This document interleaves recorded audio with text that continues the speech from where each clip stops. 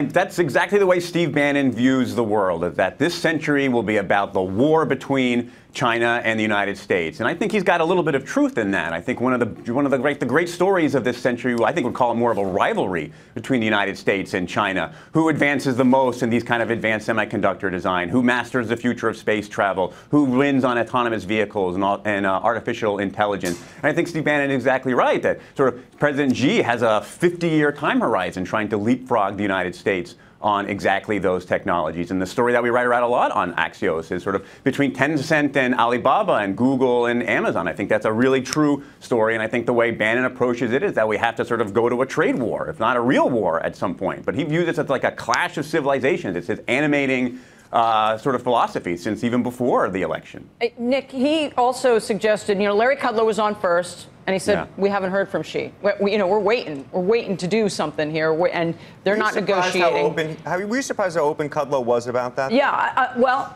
so I think maybe one of the reasons he said that, Steve Bannon comes on later and says that's because for the first time they have no idea what to do.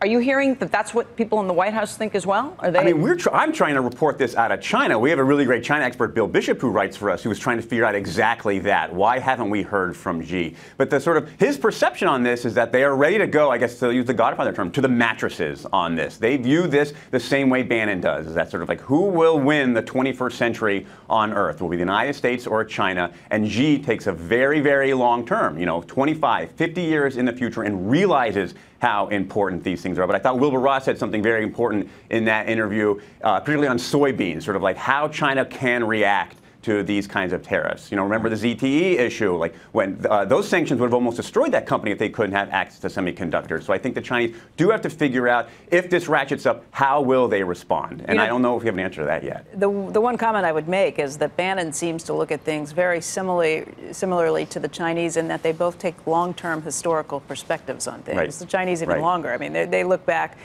over centuries and centuries in trying to figure these things out. And Bannon takes a pretty historical perspective. Yes, he does. Hey, Nick, before we let you go, just one question, since you've always reported on the White House almost as if it's a soap opera, and there are so many different views and factions inside. Joe is obviously at the White House today.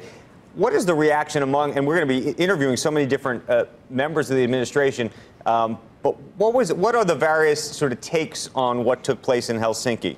Yeah. I mean, our reporting inside the White House was a little bit of dismay. They were a little gobsmacked that the president would stand next to the president of Russia and equivocate on who to believe, whether U.S. intelligence agencies or the president of Russia. But we have a poll out this morning, which I think sort of clarifies it. A huge majority of Republicans, 80%, say what President Trump did in Helsinki was fine. And I think that speaks to the president's control over the party. I think to the backing he has among Republicans. And I think why we're not seeing many more people in the administration or certainly on the Hill speak out more forcefully against it.